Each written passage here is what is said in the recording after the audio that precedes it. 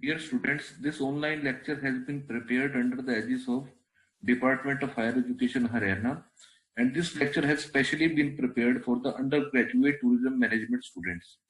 This particular chapter relates to BTM 6th semester students, and this subject is salesmanship in tourism.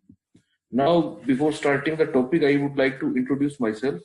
My name is Anil Lalit. I am assistant professor in the subject of tourism management, and I am presently teaching at Dr. B.R. Ambedkar Government College, Jagdishpura, Kathur. The topic which we are going to discuss today is personal selling. This personal selling will be dealt in two parts. The first part we are going to study today, and this online lecture will be helpful for all of you. I hope so. Now, you must have seen the image. आपने ऐसी image देखी होगी कि salesman जो है वो आपके दरवाजे पे नॉक कर रहा है और अपना सामान बेचने की कोशिश कर रहा है।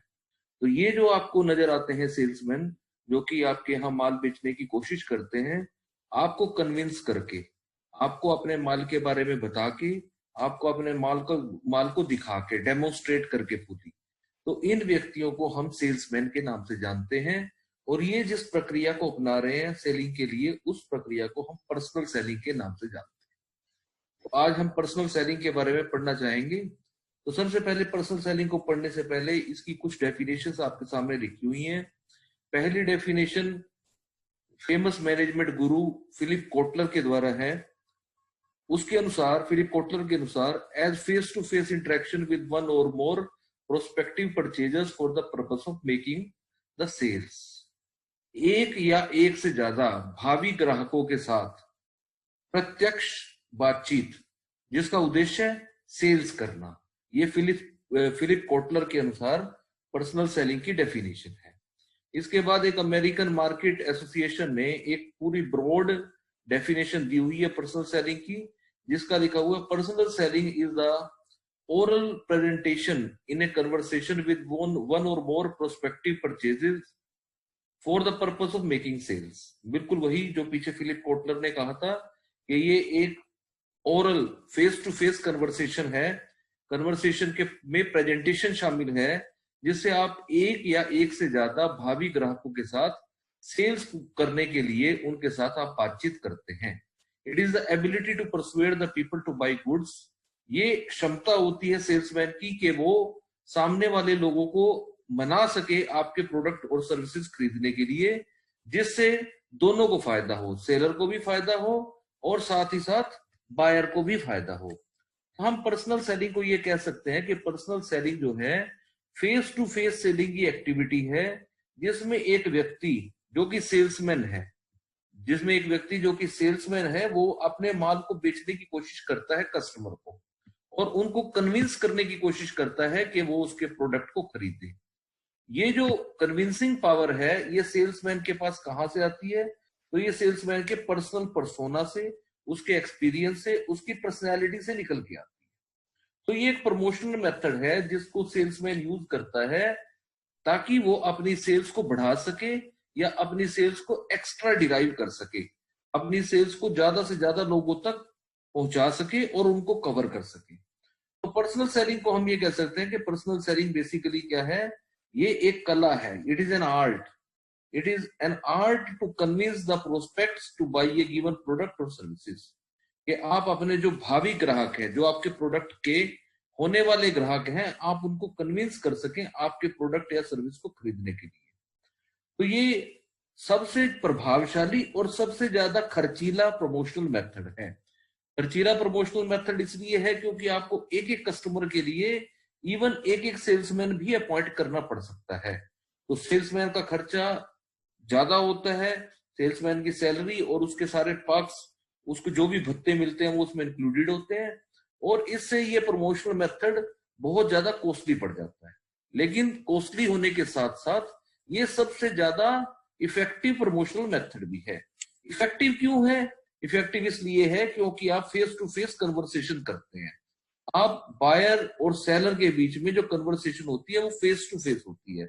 वो प्रत्यक्ष एक दूसरे के सामने बैठे होते हैं, और सेलर जो है, जो सेल्समैन है, वो अपनी प्रमोशनल टेक्निक्स में चेंज कर सकता है सिचुएशन में जरूरत को देख के, जैसी सिचुएशन होती है वो वैसी ही प्रमोशनल टेक्निक्स को यूज करता है और उसको अपनी सेलिंग की प्रक्रिया को और ज्यादा बेनिफिशियल बनाने की कोशिश करता है, इफेक्टिव बनाने की कोशिश करता है। तो बेसिकली हम ये कह सकते हैं कि ये मानव को समझने का, ह्यूमन डिजायर्स को समझने का, मानवों की इच्छा को समझने का विज्ञान भी है और साथ साथ में कला भी है। और आपने, सेल्समैन ने क्या कोशिश करनी है कि वो ग्राहक को इस बात के लिए कन्विंस कर सके कि उसकी इच्छाओं को किस तरह से पूरा किया जाएगा। तो अभी तक आपको समझ में आ गया होगा कि पर्सनल सेलिंग क्या है। तो पर्सनल सेलिंग, दोबारा मैं रिपीट कर देता हूं, पर्सनल सेलिंग ये face to face selling technique है जिसमें सेल्समैन अपनी स्किल्स का प्रयोग करता है कि वो कस्टमर को किसी पर्टिकुलर प्रोडक्ट को खरीदने के लिए कन्विंस कर सके। तो सेल्समैन प्रोडक्ट की विशेषताओं के बारे में बताता है कस्टमर को और कस्टमर को ये कन्विंस करने की कोशिश करता है कि कस्टमर के लिए ये एक एड वैल्यू का काम करेगा, कि अगर वो प्रोडक्ट को खरीद लेता है या सर्विस को खरीद लेता है तो वो उसके लिए एक एड वैल्यू का काम करेगी। तो किसी भी कस्टमर को प्रोडक्ट खरीदवाना जो है वो पहला उद्देश्य होता है, लेकिन एकमात्र उद्देश्य नहीं होता। कई कंपनियां ये कोशिश करती हैं इस अप्रोच को प्रयोग करके, ये जो पर्सनल सेलिंग का अप्रोच है उसको यूज करके कंपनियां कोशिश करती हैं कि कस्टमर्स को अपने नए प्रोडक्ट के बारे में अवेयर करवाया जा सके। तो कई कंपनियां अपने प्रोडक्ट के बारे में अवेयरनेस बढ़ाना चाहती हैं, अपने प्रोडक्ट के बारे में लोगों में जागरूकता बढ़ाना चाहती हैं। तो जागरूकता बढ़ाने के लिए वो पर्सन टू पर्सन अप्रोच को पसंद करती है। पर्सन टू पर्सन अप्रोच में एक पर्सनल टच आ जाता है, एक मानवीय स्पर्श आ जाता है। सेल्समैन जो है वो अपने भावी ग्राहक को एक पर्सनल टच देता है और सेल्समैन को ये पता है कि किस प्रकार वो अपने भावी ग्राहक को माल बेच सकता है। तो ये डेफिनेशंस आपके सामने बेसिकली दी हुई हैं और मैंने इसको आपको एक्सप्लेन भी कर दिया है कि पर्सनल सेलिंग जो है एक बहुत ही ध्यान देने वाली एक्टिविटी है, क्योंकि इसमें आप अपने बायर के बिल्कुल आमने सामने बैठे होते हैं और जो कम्युनिकेशन होती है बिल्कुल फेस टू फेस होती है। तो आपका माल बिकेगा कैसे? तो आपका माल ऐसे बिकेगा कि आप जो है कितना जो है एक अपने ग्राहक के अंदर तक जा सकते हैं और उसकी डिजायर्स को समझ सकते हैं। और जब कॉमन अंडरस्टैंडिंग होगी between the seller and the buyer, तो आपका प्रोडक्ट खरीदने के लिए जो बायर है वो मोटिवेटेड फील करेगा और आप उसको कन्विंस करें, उसको परसुएड करें। आपने उसको प्रेशराइज नहीं करना है, you don't have to pressurise him. What you have to do, you have to persuade him, you have to tell him the features of the product, you have to tell him what we are going to offer to him, कि हम उसको देने वाले क्या हैं और हमारे product को देने से या सर्विस को देने से उसकी कौन कौन सी जरूरतें पूरी हो जाएगी।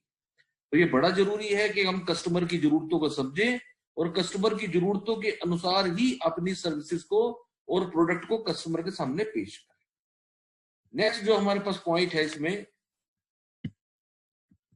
दैट इज नाउ फर्दर जो है इसको एक्सटेंशन लेते हैं हम डेफिनेशंस को, और आपको ये भी कह सकते हैं कि ये फीचर्स भी हैं, these are also features of personal selling. One, it is face to face communication और real time encounter between buyer and seller. तो मैंने आपको ये बता दिया है कि ये बायर के बीच में और सेलर के बीच में रियल टाइम एनकाउंटर है। रियल टाइम में कह मैं रियल सिचुएशन, और वो आमने सामने एक दूसरे के आमने सामने होते हैं, प्रत्यक्ष रूप से एक दूसरे के आमने सामने होते हैं।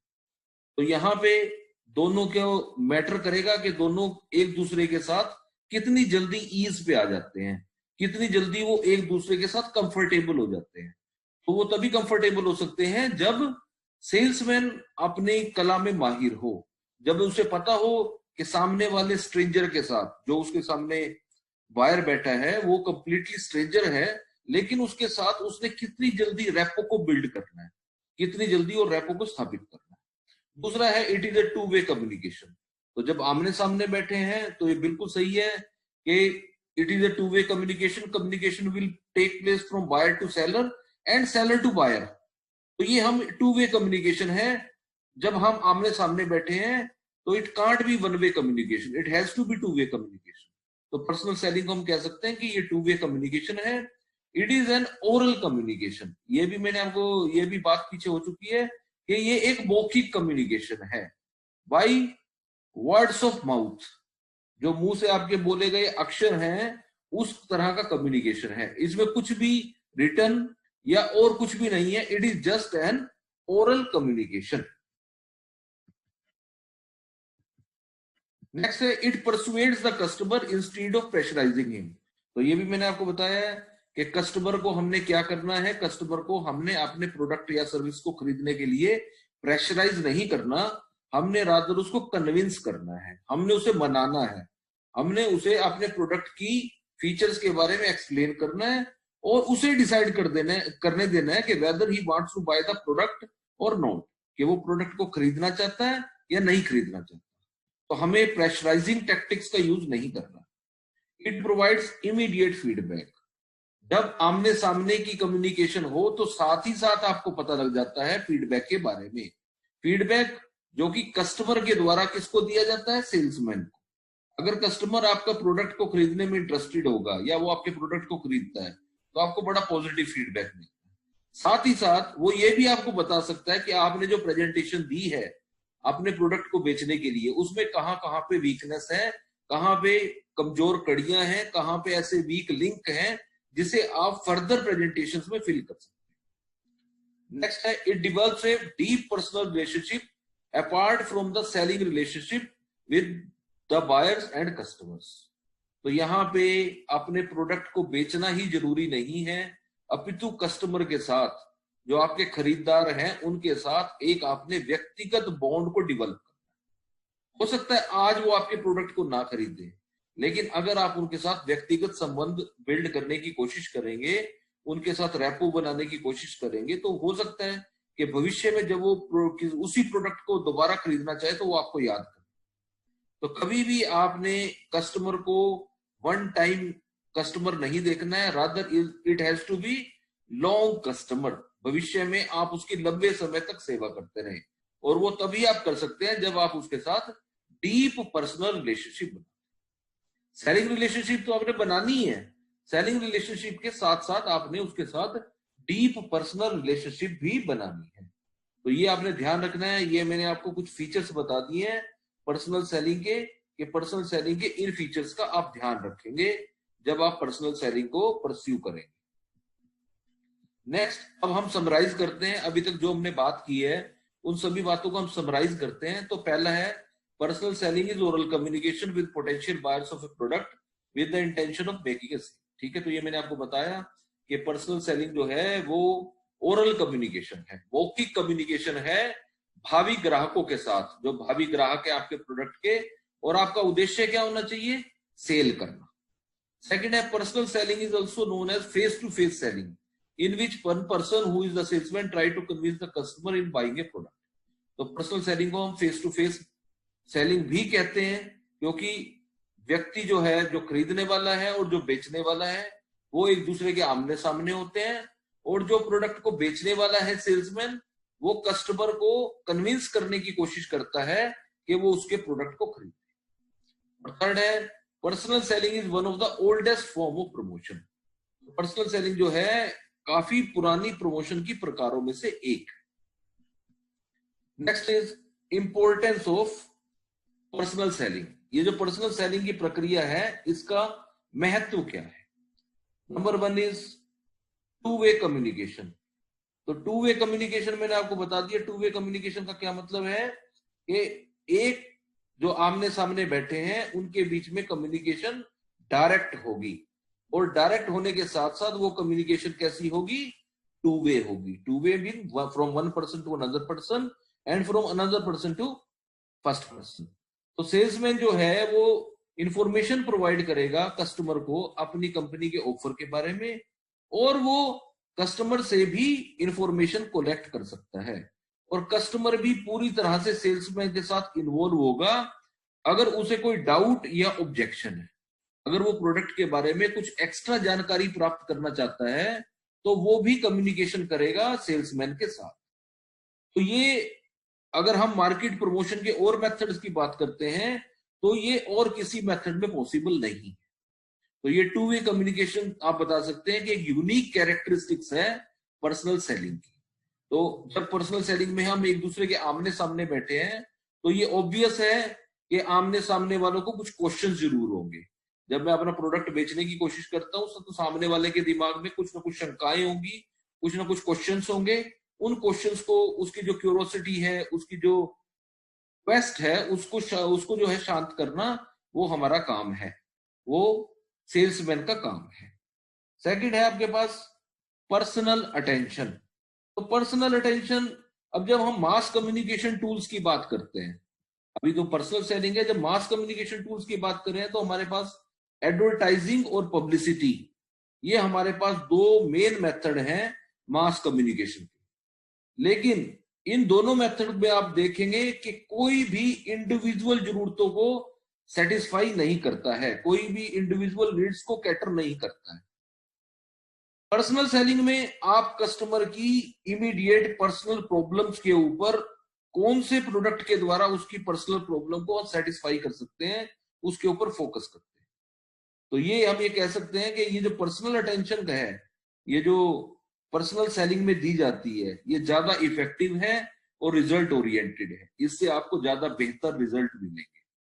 तो पर्सनल अटेंशन जो है, जितनी भी आप कम्युनिकेशन के टूल्स यूज कर लें, उसमें सबसे ज्यादा पर्सनल अटेंशन जो है वो दी जाती है पर्सनल सेलिंग। थर्ड है आपके पास डिटेल डेमोन्स्ट्रेशन। डिटेल डेमोन्स्ट्रेशन का मतलब क्या है? अब कई बार क्या होता है कि प्रोडक्ट जो है ना काफी महंगे होते हैं, और काफी महंगे होते हैं। जब आप उन प्रोडक्ट को खरीदना चाहते हैं ना, तो आप ये कोशिश करते हैं कि एक बार उस प्रोडक्ट को मैं पहले देखूं। तो डेमोन्स्ट्रेशन करने का सबसे बढ़िया तरीका जो है वो पर्सनल सेलिंग है। तो पर्सनल सेलिंग में जो सेल्समैन है वो आपके पास आएगा और वो आपको डिटेल्ड डेमोन्स्ट्रेशन देगा, और आप उन प्रोडक्ट्स को यूज भी करके देख सकते हैं ऑन द स्पॉट। जैसे हम बात करते हैं वाटर प्योरीफायर की, तो वाटर प्योरीफायर में हमारे पास जो पहली कंपनी हमारे पास आई थी, वो हमारे पास यूरेका फोर्ब्स थी। यूरेका फोर्ब्स ने जितने भी अपने प्रोडक्ट बेचे, वो सारे डिटेल्ड डेमोन्स्ट्रेशन के द्वारा और पर्सनल सेलिंग के द्वारा कस्टमर के घर जाके बेचे। तो जब भी कोई डेमोन्स्ट्रेशन वाली बात आएगी, तो डेमोन्स्ट्रेशन करने का सबसे बढ़िया तरीका हमारे पास पर्सनल सेलिंग है। अगर कोई चीज टेक्निकल है, तो टेक्निकल चीज को भी डेमोन्स्ट्रेशन कस्टमर पहले देखना चाहेगा कि बाद में मैं उस प्रोडक्ट को कैसे यूज करूं। तो ये भी आपके पास पर्सनल सेलिंग में पॉसिबल है। नेक्स्ट है हमारे पास complementary to the other promotional tools. Complementary mean सहायक, ये दूसरे प्रमोशनल टूल्स को पूरा करने का काम करता है, उनके सहायक का काम करता है। अब हमारे पास अलग अलग जो है सेलिंग के मेथड हैं, जैसे एडवर्टाइजिंग है, जैसे सेल्स प्रमोशन है, जैसे पब्लिसिटी है। अब जब एडवर्टाइजिंग और सेल्स प्रमोशन की बात करेंगे तो उसमें पर्सनल टच पॉसिबल नहीं है। तो जब पर्सनल टच की बात आएगी, तो वो पर्सनल टच आपको पर्सनल सेलिंग ही प्रोवाइड करेगी। एडवर्टाइजिंग से जब एडवर्टाइजिंग आप करते हैं तो उससे अवेयरनेस बढ़ती है, लेकिन पर्सनल जो सेलिंग है वो एडवर्टाइजिंग के मैसेज को और ज्यादा पक्का कर देती है, उसको ज्यादा रीइंफोर्स कर देती है। इसी तरह अगर सेल्स प्रमोशन के टूल्स को ज्यादा इफेक्टिव बनाना है, तो उसके लिए आपको पर्सनल गाइडेंस का या कन्विक्शन का यूज करना पड़ेगा, और ये जो पर्सनल गाइडेंस है ये पर्सनल सेलिंग के द्वारा ही प्रोवाइड की जा सकती है। नेक्स्ट हमारे पास है इमीडिएट फीडबैक। इमीडिएट फीडबैक मैंने बताया सबसे बढ़िया तरीका है जब आपको फीडबैक चाहिए हो। बाकी जितने भी प्रमोशनल मेथड्स हैं उसमें मे भी आपको फीडबैक मिल सकती है, लेकिन फीडबैक जो है वो आपको डिलेड मिलेगी या काफी बाद में मिलेगी। यहाँ पे जब आप डायरेक्ट टच में है कस्टमर के साथ, तो कस्टमर जो है आप उसके फेस रीडिंग से ही एक्सप्रेशन लगा सकते हैं कि वो आपके प्रोडक्ट को खरीदने में इंटरेस्टेड है या प्रोडक्ट को खरीदने में इंटरेस्टेड नहीं है। तो उसके फेशियल एक्सप्रेशन से ही आपको फीडबैक मिल जाती है कि मैंने जो प्रेजेंटेशन दी है वो इफेक्टिव प्रेजेंटेशन थी या उस प्रेजेंटेशन में और कोई सुधार की आवश्यकता। तो आपके लिए इमीडिएट फीडबैक की जब हम बात करेंगे, तो इमीडिएट फीडबैक का सबसे बढ़िया तरीका हमारे पास पर्सनल सेलिंग। नेक्स्ट है हमारे पास इंडिविजुअल सर्विसेज। इंडिविजुअल सर्विसेज, अब सेल्समैनशिप जो है वो इंडिविजुअल सर्विसेज भी प्रोवाइड करती है। अगर आपको पर्सनल जो है एक्सपेक्टेशंस को मीट करना है बायर्स की, तो ये पर्सनल सेलिंग उसमें बड़ा फायदेमंद साबित होती है, और ये कस्टमर सेटिस्फेक्शन को भी बढ़ाती है। अगर आप कस्टमर को सही ढंग से अटेंड करें, कस्टमर को अपने प्रोडक्ट के बारे में बताएं, सर्विस के बारे में सही तरीके से एक्सप्लेन करें, तो उससे कस्टमर सेटिस्फेक्शन भी बढ़ती। नेक्स्ट है हमारे पास फ्लेक्सिबिलिटी। फ्लेक्सिबिलिटी मींस कि हम अपनी जरूरतों के अनुसार से अपनी प्रेजेंटेशन को फिक्स कर सकते हैं। जो हम सेल्स टास्क करते हैं, ये जो प्रेजेंटेशंस करते हैं, तो वो हम सिचुएशन के अकॉर्डिंग, इंडिविजुअल नेचर के अकॉर्डिंग और इंडिविजुअल व्यक्ति के अकॉर्डिंग जो है हम उसको सेट कर सकते हैं। तो जो फ्लेक्सिबिलिटी का ऑप्शन है, जो लचीलापन हमारे पास पर्सनल सेलिंग में है, वो और किसी प्रमोशनल मेथड में हमारे पास नहीं है। नेक्स्ट हमारे पास है कस्टमर कॉन्फिडेंस। कस्टमर कॉन्फिडेंस, जब मैं सही तरीके से अपने कस्टमर के साथ प्रेजेंटेशन देता हूं, उसके साथ बातचीत करता हूं, उसकी सारी समस्याओं को, उसके सारे डाउट्स को, उसके जो ऑब्जेक्शंस हैं, उसकी जो मिसअंडरस्टैंडिंग है, उन सबको मैं अपनी प्रेजेंटेशन के द्वारा रिमूव कर देता हूं। तो इससे क्या है, कस्टमर का कॉन्फिडेंस बढ़ जाता है। जब कस्टमर का कॉन्फिडेंस बढ़ता है तो कस्टमर का फेथ मेरी कंपनी में भी बढ़ जाता है। जिस कंपनी को मैं रिप्रेजेंट कर रहा हूं उसमें भी कस्टमर का फेथ बढ़ जाएगा और उसकी ऑफर्स में उसको ज्यादा यकीन होने लगेगा। तो कस्टमर का कॉन्फिडेंस जीतना है तो उसके लिए सबसे बढ़िया जो हमारे पास मेथड है वो हमारे पास पर्सनल सेलिंग। नेक्स्ट हमारे पास है triple rewards. Triple reward mean 3 तरह के पुरस्कार। 3 तरह के पुरस्कार मीन्स सेल्समैनशिप से आपको 3 तरह के पुरस्कार आते हैं। ये सभी को जो है ना फायदेमंद साबित होता है। 3 हमारे पास धुरियां हैं, या हम ये कह सकते हैं कि ट्रायंगल के 3 कोने हैं। एक हमारे पास कस्टमर है, एक सेल्समैन है और एक कंपनी है। कस्टमर जो है वो प्रोडक्ट्स के साथ और सर्विसेज के साथ सेटिस्फाई हो जाता है। सेल्समैन जो है उसको उसके टारगेट पूरे हो जाते हैं, और कंपनी जो है वो अपना मार्केट शेयर बढ़ाती है और प्रॉफिट बढ़ाती है। तो अगर सेल पर्सनल सेलिंग की जो प्रक्रिया है उसको सही तरीके से अपनाया जाए तो ये ट्रिपल रिवार्ड्स का है, तीनों के लिए बेनिफिशियल है, चाहे वो कंपनी हो, चाहे वो सेल्समैन हो, या चाहे कस्टमर हो। तो तीनों को हम ये कह सकते हैं कि अगर ये प्रक्रिया सही तरीके से अपनाई जाए तो तीनों विन विन सिचुएशन में है, तीनों गेन करते हैं, तीनों सेटिस्फाइड है, तीनों को कुछ ना कुछ एक्स्ट्रा मिले। तो ये ट्रिपल रिवार्ड्स का कंसेप्ट है। नेक्स्ट हमारे पास है improving image. Improving image, company की जो इमेज है वो सेल्समैनशिप के द्वारा अच्छी भी बनाई जा सकती है और बुरी भी बनाई जा सकती है। जब मैं कस्टमर के सामने अपने आप को पेश करता हूं तो कस्टमर के सामने मैं कंपनी का फेस हूं and I am representing my company. तो कंपनी की जो अच्छी इमेज है या कंपनी की जो बैड इमेज है वो कैसे बनेगी, वो मेरे व्यवहार के द्वारा बनेगी। जैसा मैं बिहेव करूंगा उनके सामने तो वो वैसी ही कंपनी के बारे में मेरा इंप्रेशन, कस्टमर का इंप्रेशन बनेगा। तो अगर मैं अपने प्रोडक्ट के बारे में सारे डाउट्स, जो मिसअंडरस्टैंडिंग है, वो मैं रिमूव कर देता हूं तो मेरी कंपनी की जो इमेज है और रेपुटेशन मार्केट में है वो अच्छी बनेगी। तो ये मेथड जो हमारे पास पर्सनल सेलिंग का है, इसके द्वारा हम कंपनी की इमेज को इंप्रूव कर सकते हैं और ज्यादा बेहतर बना सकते हैं। अब अभी ये हमने बात की थी इंपॉर्टेंस ऑफ पर्सनल सेलिंग। तो इंपॉर्टेंस ऑफ पर्सनल सेलिंग में तीनों के लिए विन विन सिचुएशन है। बेनिफिट टू कंज्यूमर, कंज्यूमर को तो फायदा होगा ही जब वो अच्छा प्रोडक्ट खरीदेगा। बेनिफिट टू कंपनी, कंपनी को भी फायदा होगा क्योंकि कंपनी का मार्केट शेयर बढ़ेगा, कंपनी का प्रॉफिट बढ़ेगा। और बेनिफिट टू सोसाइटी, अगर कंपनी प्रोस्पर करेगी तो वो सोसाइटी को कुछ ना कुछ पे बैक भी करेगी, वो सोसाइटी के लिए कुछ ना कुछ CSR करेगी, कॉर्पोरेट सोशल रिस्पॉन्सिबिलिटी भी करेगी। और जो एम्प्लॉइज हैं वो भी सोसाइटी का हिस्सा है। अगर एम्प्लॉय सेटिस्फाई होंगे, सेल्स पीपल सेटिस्फाई होंगे, तो अल्टीमेटली सोसाइटी का भी फायदा होगा। तो पर्सनल सेलिंग जो है वो सभी के लिए बेनिफिशियल है, कंज्यूमर्स के लिए भी, कंपनी के लिए भी और सोसाइटी के लिए। Next, when is personal selling more useful. ये पर्सनल सेलिंग जो है ये ज्यादा फायदेमंद कब होती है? वन, कंपनी स्मॉल और has insufficient funds to carry on an advertising programme. Sales promotion के अगर हम और मेथड्स की बात करते हैं, जैसे हमने पीछे बात की है एडवर्टाइजिंग की, सेल्स प्रमोशन की, तो एडवर्टाइजिंग और सेल्स प्रमोशन जो है वो बहुत महंगे जो है फॉर्म ऑफ एडवर्टाइजिंग है। अगर आप कंपनी का बजट स्मॉल है, कंपनी के पास ज्यादा पैसा नहीं है, तो उसके लिए सबसे बढ़िया जो एडवर्टाइजिंग प्रोग्राम है वो पर्सनल सेलिंग है, क्योंकि इसके ऊपर खर्चा जो है हम अपनी मर्जी से कर सकते हैं, ज्यादा भी कर सकते हैं और कम भी कर सकते हैं। दैट डिपेंड्स अपॉन हम कितनी मार्केट को कैप्चर करना चाहते हैं, कितनी मार्केट को हम पकड़ना चाहते हैं। तो अगर कंपनी के पास फंड स्मॉल है तो it should start with small, और अगर फंड्स बढ़ते हैं तो it should cater to more markets.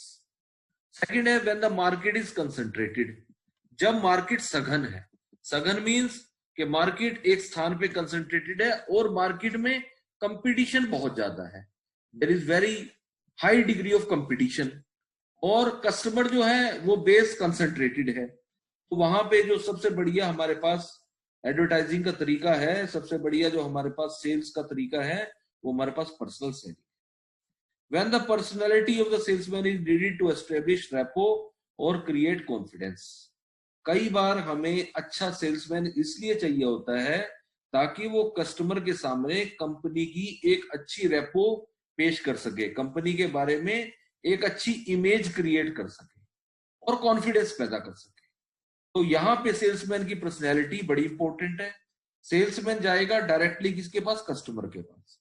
और ये जो प्रोसेस है इसकी हम बात कर चुके हैं, ये प्रोसेस हमारे पास पर्सनल सेलिंग का process, this is personal selling process. और यहाँ पे जो सेल्समैन है उसकी पर्सनैलिटी बड़ी मैटर करती है। When the product has higher unit value, जब प्रोडक्ट जो है उसकी कीमत ज्यादा है, पर यूनिट उसकी कीमत ज्यादा है। जैसा कि मैंने आपको बताया कि जो महंगे प्रोडक्ट होते हैं, जो ज्यादा टेक्निकल प्रोडक्ट्स होते हैं, तो उसकी कस्टमर डेमो मांगता है। डेमो मीन्स डेमोस्ट्रेशन, डेमोस्ट्रेट करके उन्हें दिखाना पड़ता है कि how it will work, how it will be used. उसके बाद आफ्टर सेल्स क्या हम सर्विसेज प्रोवाइड करेंगे। तो ये सारे फीचर्स एक्सप्लेन करने के लिए आपको कस्टमर के डायरेक्ट टच में आना पड़ता है। कस्टमर के डायरेक्ट टच में आने का तरीका आपके पास पर्सनल सेलिंग। ये जो हमने बात अभी की वो फिफ्थ पॉइंट में ज्यादा क्लियर, रिक्वायर्स डेमोस्ट्रेशन। डेमोस्ट्रेशन जरूरी है। जैसे हमने बात की है यूरेका फोर्ब्स के बारे में, मैंने आपको बताया यूरेका फोर्ब्स जो है सबसे पहली भारतीय कंपनी थी जो कि पर्सनल सेलिंग के द्वारा हायर वैल्यू के प्रोडक्ट्स को बेच गई थी। अब बाद में और भी कंपनियां आई हैं, तो प्रोसेस जो है देन अगेन डिपेंड इसके ऊपर करता है कि आपका जो प्रोडक्ट जो है वो कितनी यूनिट वैल्यू का है। मींस हायर यूनिट वैल्यू का होगा तो उसके लिए personal selling is the best method. Must be fitted to the individual customer needs, तो ये हर कस्टमर की जरूरत के अकॉर्डिंग भी होना चाहिए। इंडिविजुअल कस्टमर को कैटर करना है तो सबसे बेस्ट मेथड है कि आप पर्सनल सेलिंग पे जाए। इज परचेज फ्रीक्वेंटली, अगर कोई चीज बार बार खरीदी जाती है तो उसके लिए भी ये मेथड ज्यादा यूजफुल। नेक्स्ट जो है हमारे पास है objectives of personal selling. Objective of personal selling means कि जो पर्सनल सेलिंग की हम प्रक्रिया अपना रहे हैं, इस पर्सनल सेलिंग की प्रक्रिया के हमारे पास ऑब्जेक्टिव्स क्या हैं, क्या हमारे पास इसके उद्देश्य हैं, हम क्यों ऐसा कर रहे हैं। तो पहला है आपके पास अट्रैक्टिंग द प्रोस्पेक्टिव कस्टमर्स, भावी कस्टमर्स को अट्रैक्ट करना। तो सबसे पहला उद्देश्य किसी भी सेल्समैन का वो लोगों के ध्यान को आकर्षित करना है। उन लोगों के ध्यान को आकर्षित करना है जो उस प्रोडक्ट को खरीदने में इंटरेस्टेड हो जो मैं बेच रहा हूं। तो सबसे पहले you have to attract the prospective customers, उनकी अटेंशन को कैच करना है, किसी भी तरह से उनको अपने प्रोडक्ट के प्रति एक बार जो है अटेंटिव करना है, ताकि वो मेरे प्रोडक्ट में एक बार इंटरेस्ट शो करें और मैं उनके साथ पर्सनल सेलिंग करके अपने प्रोडक्ट को बेच सकूं। सेकंड है हमारे पास educating the prospective customer. Educating the prospective customer मैंने आपको बताया कि कई कंपनियां जो हैं वो सेल्स के लिए पर्सनल सेलिंग नहीं करती, रादर वो अपने प्रोडक्ट के बारे में अवेयरनेस क्रिएट करने के लिए, अपने प्रोडक्ट के बारे में लोगों में जागरूकता पैदा करने के लिए, कोई मार्केट में नया प्रोडक्ट आया है और उस प्रोडक्ट के बारे में बताने के लिए, उस प्रोडक्ट के बारे में लोगों को शिक्षित करने के लिए, जागरूक करने के लिए पर्सनल सेलिंग का प्रयोग करते हैं। तो सेल्समैन क्या करता है, उस प्रोडक्ट के फीचर्स के बारे में बताता है कि उसकी विशेषताएं क्या क्या है, उसका प्राइस क्या है और उस प्रोडक्ट को यूज करने से लोगों की किन जरूरतों को पूरा किया जा सकेगा। वो जो सेल्समैन है वो सारी क्वेरीज को हैंडल करता है और प्रोडक्ट के बारे में जो भी शंकाएं हैं, प्रोडक्ट के बारे में जो भी क्वेश्चन मार्क्स हैं प्रोस्पेक्टिव कस्टमर के दिमाग में, वो उनको सॉल्यूशन प्रोवाइड करता है और उनकी जरूरतों को पूरा करने वाले एक प्रोडक्ट के रूप में अपने प्रोडक्ट को पेश करता है। थर्ड है क्रिएटिंग डिजायर टू बाई। अब प्रोडक्ट के बारे में आपने अवेयरनेस तो क्रिएट कर दी। अब प्रोडक्ट के बारे में अवेयरनेस क्रिएट करने के बाद आपने अपने प्रोडक्ट के बारे में लोगों में, जो आपके भावी ग्राहक हैं, उनके बीच में एक डिजायर पैदा करनी है ताकि वो प्रोडक्ट को खरीदें और उनको ये एहसास करवाया जाए कि प्रोडक्ट को खरीदने से उनकी कुछ विशेष जरूरतों को, जिसके बारे में वो चाह रहे थे, उनको पूरा किया जा सके। तो creating a desire two by, जरूरत को पैदा करना खरीदने के लिए। फोर्थ है आपके पास concluding sales. Concluding sales means कि हर एक पर्सनल सेलिंग का जो है वो अल्टीमेट ऑब्जेक्टिव क्या होता है कि हमने कस्टमर्स के कॉन्फिडेंस को जीतना है और उसको वो प्रोडक्ट खरीदने के लिए प्रेरित करना है। कोई भी कस्टमर कितना जो है संतुष्ट होगा या कस्टमर जो है कितना जो है आपके प्रोडक्ट से सेटिस्फाई होगा, ये किसी भी सेल्समैन की इफेक्टिवनेस को मापने का पैमाना है।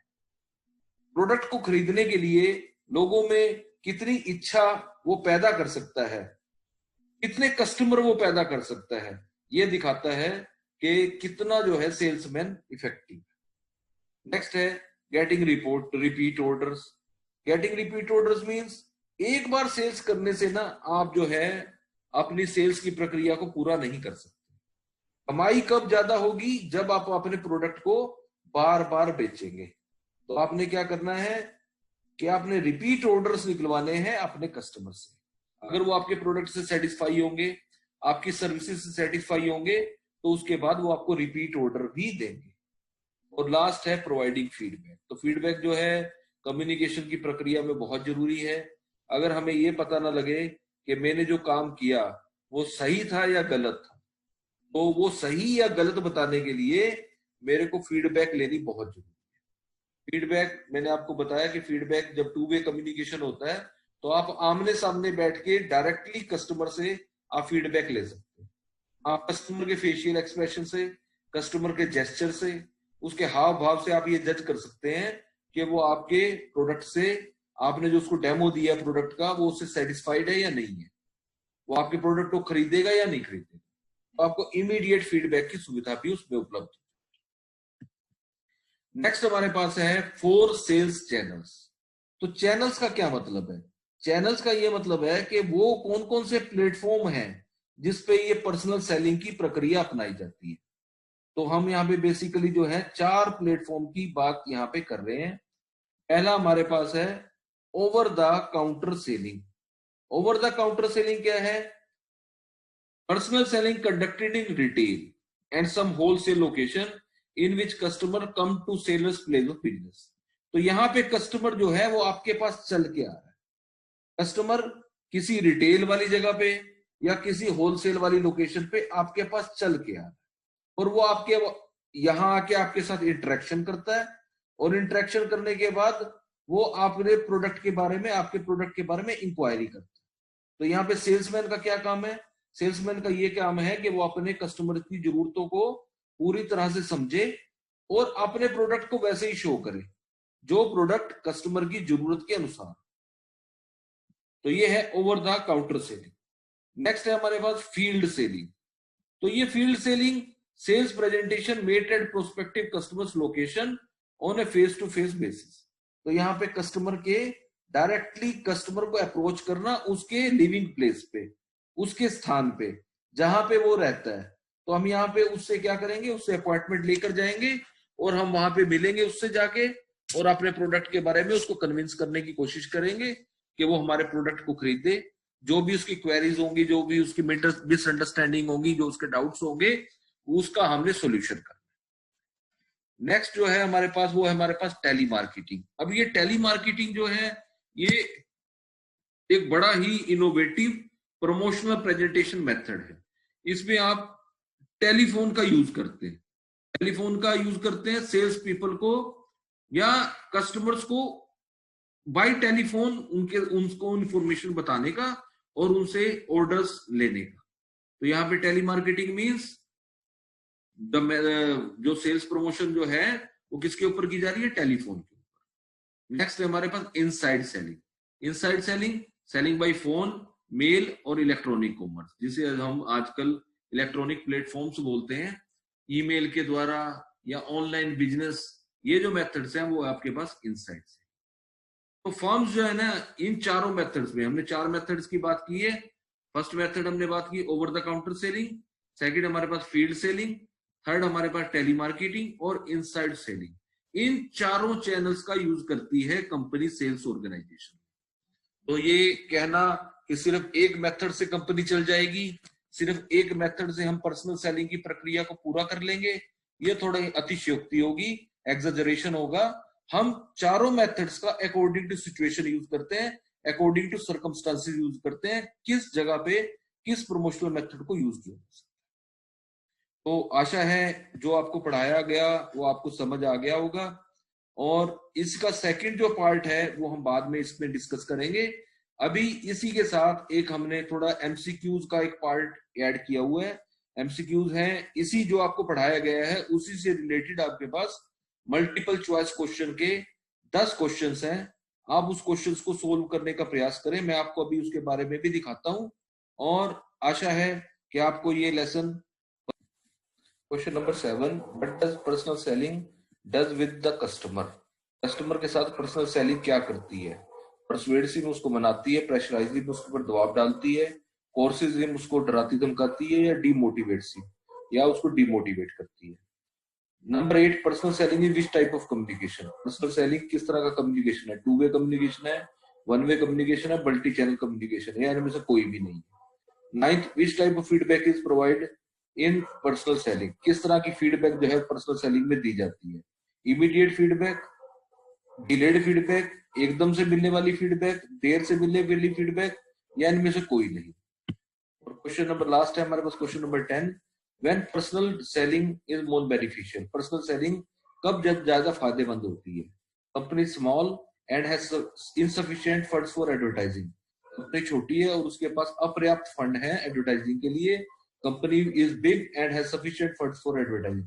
कंपनी बड़ी है और उसके पास पर्याप्त फंड है एडवर्टाइजिंग के लिए। Company is new in the market and spending lavishly on advertising. Company market में नहीं है और मार्केट में एडवर्टाइजिंग पर काफी पैसा खर्च कर रही है, या इनमें से कोई भी। तो स्टूडेंट्स, अब यहाँ पर ये चैप्टर जो है इसका फर्स्ट पार्ट खत्म होता है। आशा है कि आपको समझ में आया होगा। तो आगे भी हम इसके बारे में डिस्कस करेंगे जो इसका सेकंड पार्ट है। तो जल्दी ही मिलते हैं, पढ़ते रहिए और सीखते रहिए।